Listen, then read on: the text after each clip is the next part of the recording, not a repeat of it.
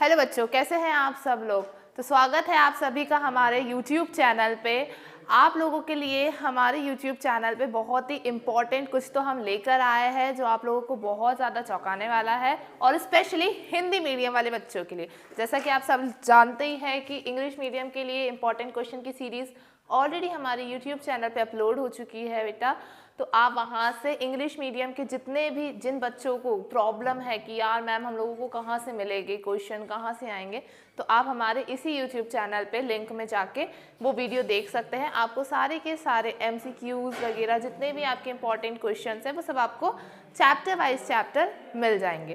तो आज हम बात करने वाले हैं हिंदी मीडियम के बच्चों के लिए कि हिंदी मीडियम के बच्चों के लिए हम लोग लेकर आए हैं एकदम सिस्टमैटिक प्रॉपर तरीके से चैप्टर वाइज चैप्टर बायोलॉजी के इम्पॉर्टेंट क्वेश्चन। तो आइए आज हम बात करने वाले हैं सारे के सारे हिंदी मीडियम के बायोलॉजी के क्वेश्चंस के बारे में।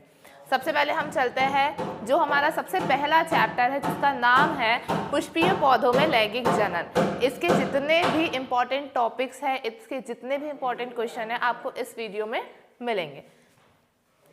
सबसे पहला क्वेश्चन आप लोगों को बोर्ड में जो आता है, ज़्यादातर देखने को जो क्वेश्चन मिलते हैं बोर्ड में वो होते हैं लघु बीजाणुधानी और गुरु बीजाणुधानी के बीच में अंतर। या तो आपको इनको परिभाषित करना है या आपको इसके बीच में अंतर स्पष्ट करना है। दूसरा दिया गया है स्वपरागण और परपरागण। स्वपरागण और परपरागण के बारे में आप सभी बहुत अच्छे से जानते हैं। दूसरा क्वेश्चन है नामांकित चित्र सहित बीजांड की संरचना का वर्णन करें। आप लोगों को क्लास 12 की NCERT में बीजांड की संरचना दी हुई है, आपको वहां से बीजांड की संरचना के बारे में अच्छे से पढ़ना है।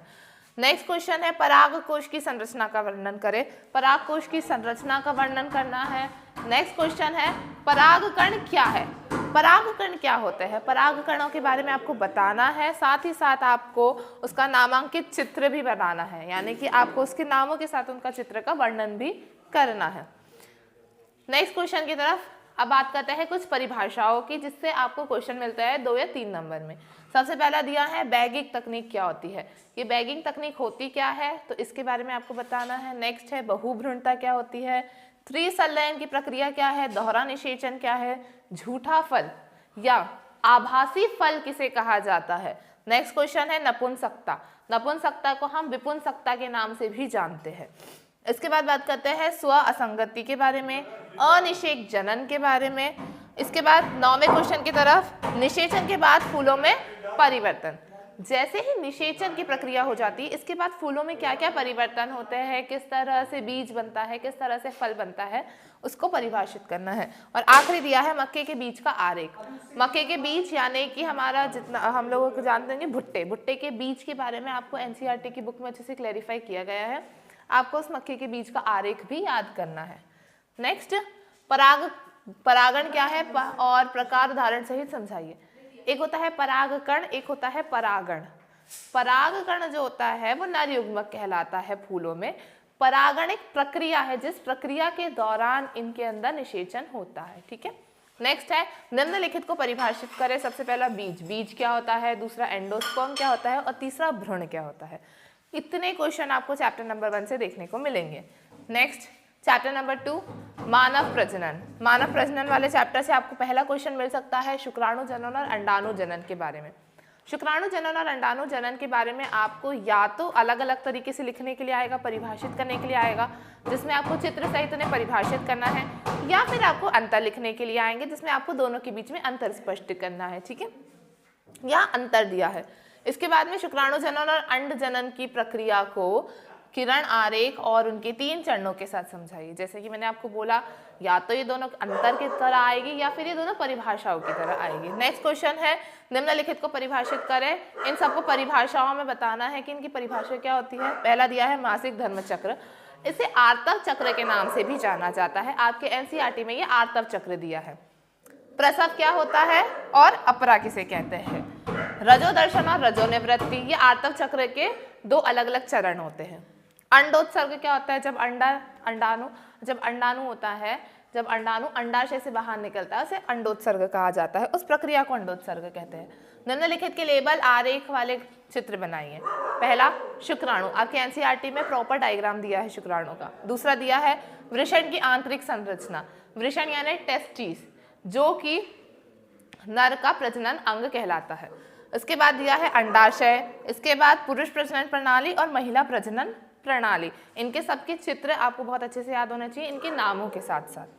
नेक्स्ट चलते हैं, ये कुछ तर्क प्रश्न है। तर्क प्रश्न आपको कुछ सालों में देखने को मिले हैं, लास्ट ईयर के कुछ पेपर में ऐसे क्वेश्चन आप लोगों को मिले हैं जिसमें आपको सोच के जवाब देना पड़ता है। पहला क्वेश्चन है, मानव अंडकोश उदर गुहा के बाहर क्यों स्थित होते हैं, इसका क्या कारण है। दूसरा प्रश्न कहता है, नवजात शिशु के लिए माँ का दूध सर्वोत्तम क्यों माना जाता है। तीसरा कहा जाता है, हमारे समाज में अक्सर महिलाओं को बेटी पैदा करने के लिए दोषी ठहराया जाता है, क्या आप बता सकते हैं कि यह सही क्यों नहीं है। तो ये जितने भी आप क्वेश्चन देख रहे हैं इनमें आपको दिमाग लगा के आंसर देना है। चौथा दिया है, जुड़वा बच्चों के निर्माण की प्रक्रिया को समझाइए।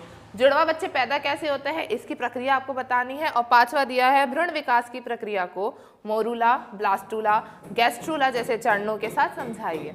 अब आपको पता है जैसे जैसे भ्रूण का विकास होता है, युग्मक जो रहता है, युग्मक युग्मनज बनता है, युग्मनज से फिर वो भ्रूण में विकसित होता है। तो भ्रूण के विकास के सारे चरण आपको समझाने हैं, जैसे मोरूला, ब्लास्टूला, गैस्ट्रूला के, ठीक है, जिसे हम कोरक पुटी, कोरक खंड के नाम से भी जानते हैं।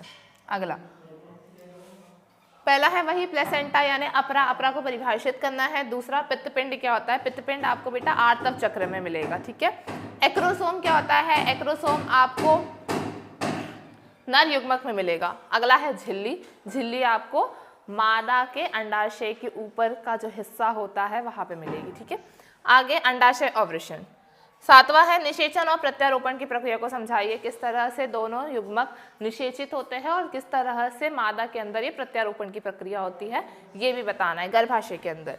आठवां दिया है स्तन ग्रंथि क्या है, चित्र द्वारा समझाइए। स्तन ग्रंथि क्या होती है, किस तरह से कार्य करती है, इसके बारे में आपको बताना है। नौवां प्रश्न दिया है गर्भाशय क्या है, तीनों परतों के कार्य सहित समझाइए। गर्भाशय का एक अच्छा सा चित्र बनाना है और उसकी जो तीनों परतें होती है और गर्भाशय का काम क्या होता है ये भी बताना है।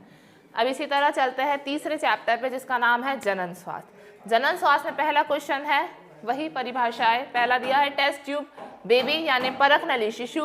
दूसरा दिया है एमटीपी, एमटीपी का फुल फॉर्म होता है मेडिकल टर्मिनेशन ऑफ प्रेगनेंसी, इसके बारे में आपको बताना है। तीसरा दिया है एसटीडी, ठीक है, यानी यौन संचारित रोग, यौन संचारित रोग, एसटीडी सेक्सुअली ट्रांसमिटेड डिजीजेस। चौथा दिया है गिफ्ट, पांचवा दिया है जिफ्ट। इन सबको परिभाषित करना है, उसके बाद फिर कुछ चीज़ों को समझाना है, मतलब उनकी भी परिभाषाएं देनी है। पहला दिया है नसबंदी क्या होती है, दूसरा दिया है पुरुष नसबंदी क्या होती है, तीसरा दिया है एमनियोसेंटेसिस जिसे हम उल्ब वेधन की प्रक्रिया भी कहते हैं, और चौथा दिया है जनसंख्या विस्फोट क्या होता है। इसके बाद तीसरे प्रश्न पे आ जाइए, क्या स्कूल में यौन शिक्षा आवश्यक है। यही तर्क वाले प्रश्न आ गए, क्या स्कूल में यौन शिक्षा देना जरूरी होता है, इसके बारे में आपको लिखना है। क्या आप मानते हैं कि पिछले 50 वर्षों में हमारे देश में प्रजनन स्वास्थ्य में सुधार हुआ है, यदि हाँ तो ऐसे सुधार के कुछ क्षेत्रों का वर्णन करें। क्या आपको लगता है कि कुछ 50 सालों में, जो बीते 50 साल है, इसमें हमारी जनसंख्या में कुछ भी बदलाव हुआ है, या जनसंख्या किस तरह से हमें रखना चाहिए इसके बारे में हमें बताया गया है, तो ज़रूर से ज़रूर इसके बारे में अपना तर्क दें। अगला क्वेश्चन दिया है समाज में प्रजनन स्वास्थ्य के महत्व के बारे में आप क्या सोचते हैं। छठा दिया है क्या गर्भ निरोधक का उपयोग उचित है, कारण बताइए। हाँ, बहुत सारे बच्चे इस क्वेश्चन में बहुत ज़्यादा गलत लिख के आते हैं क्योंकि वो ये सोचते हैं कि गर्भ निरोधक का उपयोग नहीं करने के बारे में कहा गया है। नहीं, यहाँ कहा गया है कि गर्भ निरोधक अगर हम उपयोग करते हैं, गर्भ निरोधक का अगर हम उपयोग करते हैं तो क्या वो उचित है, इसके बारे में हमें लिखना है।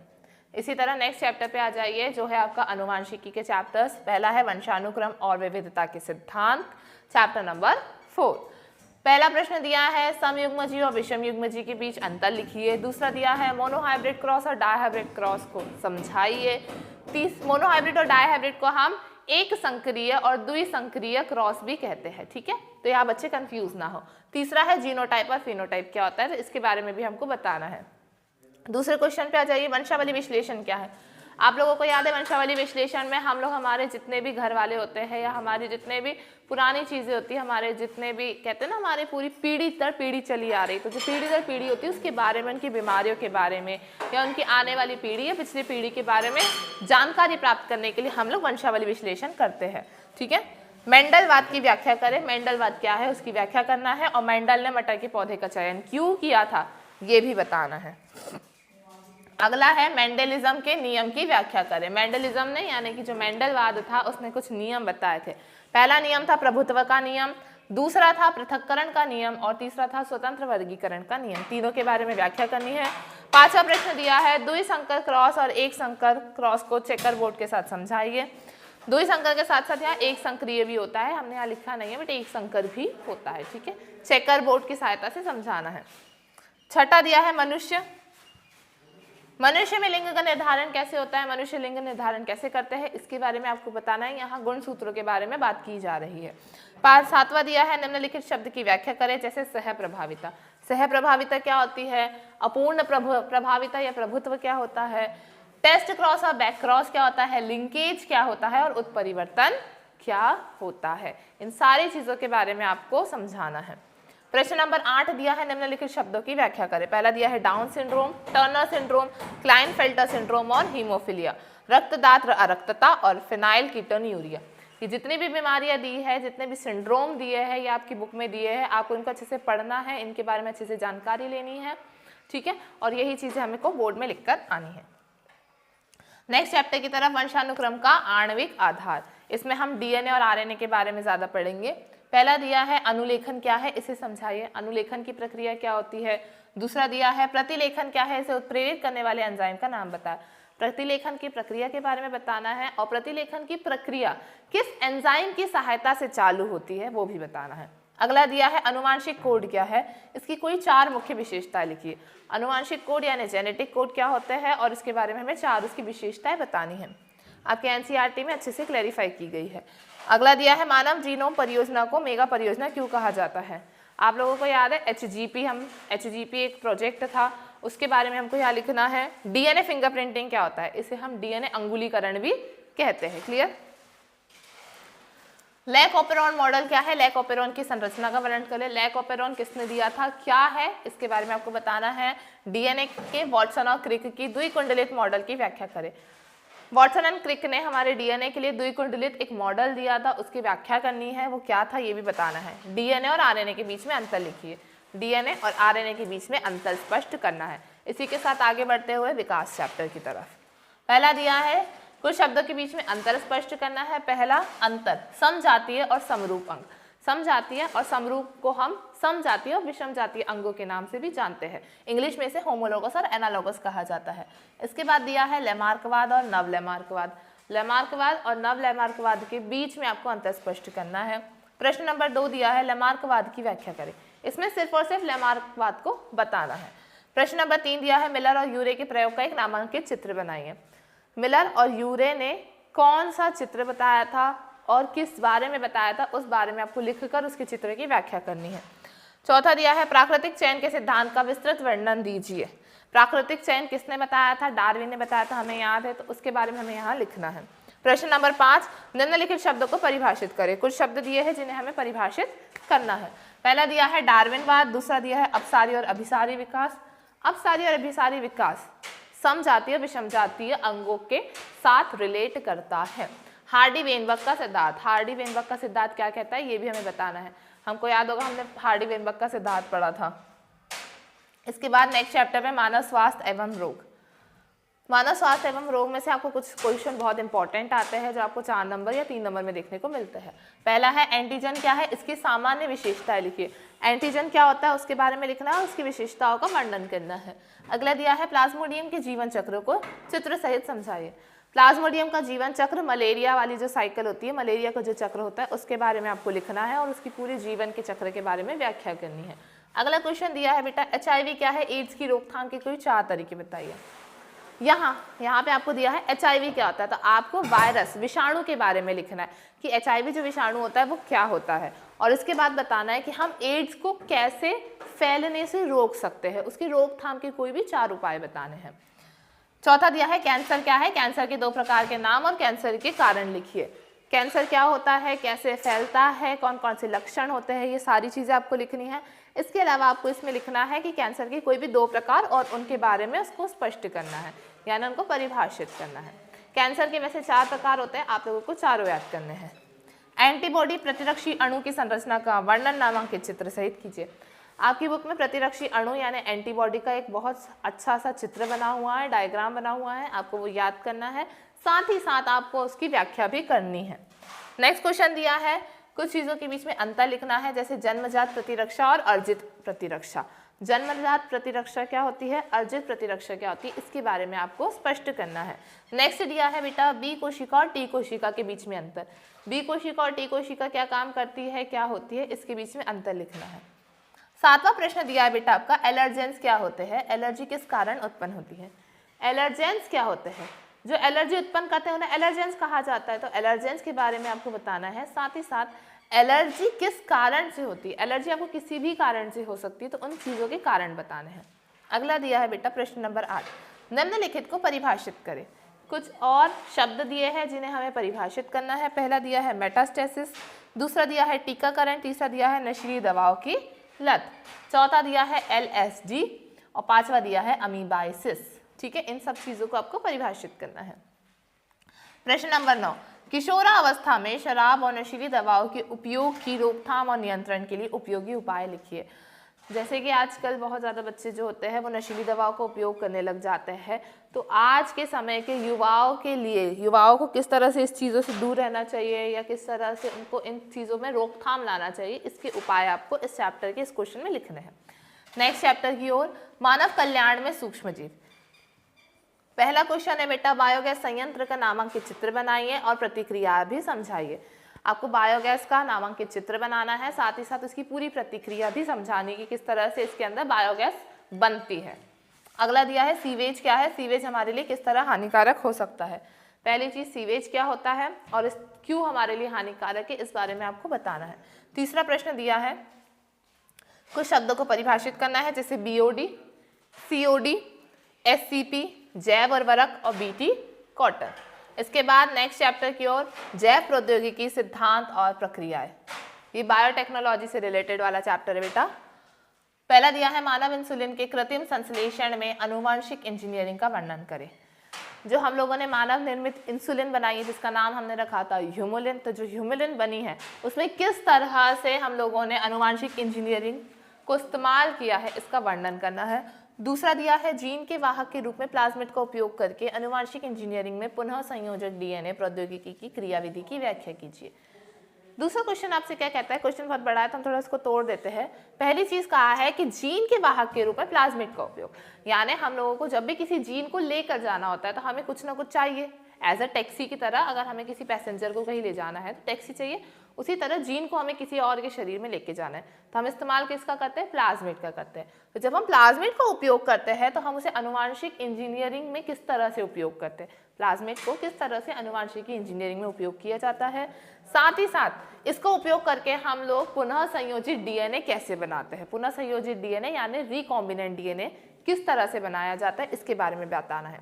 तीसरा दिया है PCR क्या है, इसका महत्व क्या है, PCR तकनीक क्या है जिसे हम पॉलीमरेज चेन रिएक्शन कहते हैं, वो क्या होती है, साथ ही साथ इसके बारे में बताना है कि वो कैसे होती है।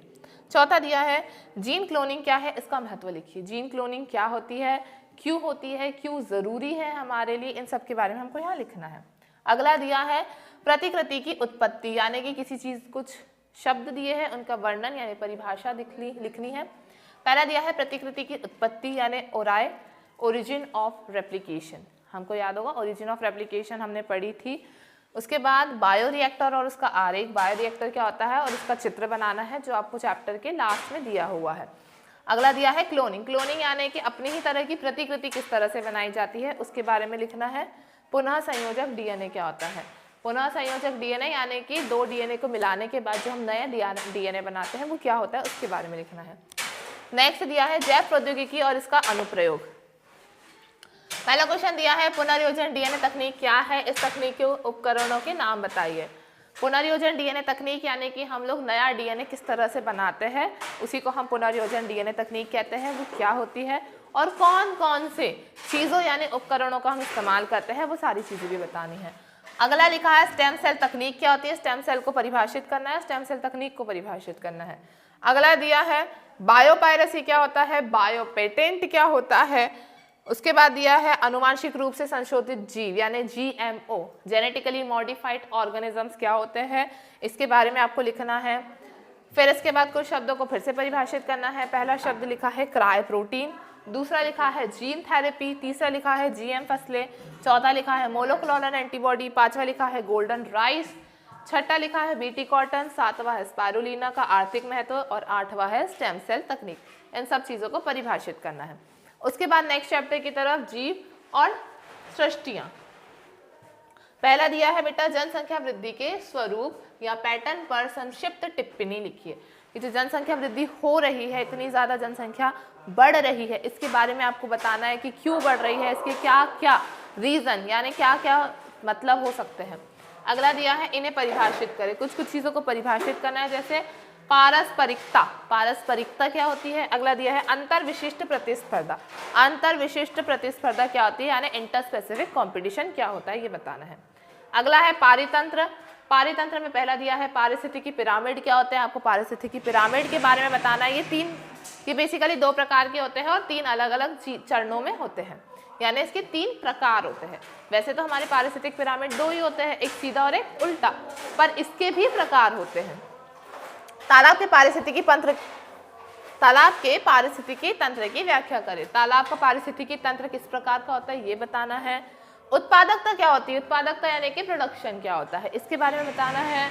अपघटन यानी डीकम्पोजिशन क्या होता है और उसके 5 चरण है, उन सारे चरणों को भी हम लोगों को यहाँ पे बताना है। आखिरी दिया है खाद्य श्रृंखला और खाद्य जाल के बीच अंतर लिखिए। खाद्य श्रृंखला क्या होती है, खाद्य जाल क्या होता है, या तो आपको परिभाषा आएगी या आपको इसके बीच में अंतर आएगा। अगला चैप्टर है जैव विविधता एवं संरक्षण। पहला इन सीटू संरक्षण और एक्स सीटू संरक्षण। इन सीटू संरक्षण और एक्स सीटू संरक्षण का हम लोग इसको स्वस्थाने और बाह्य स्थाने संरक्षण भी कहते हैं। क्या होता है इसके बारे में अंतर लिखना है और इसके बारे में बताना है। अगला दिया है जैव विविधता के जैविक संगठन के स्तर का नाम बताइए। जैव विविधता क्या होती है और उसके जैविक संगठन क्या क्या होते हैं, इसके बारे में भी लिखना है। अगला दिया है हॉटस्पॉट क्या होते हैं और भारत के कोई भी 2 हॉटस्पॉट के नाम लिखने हैं।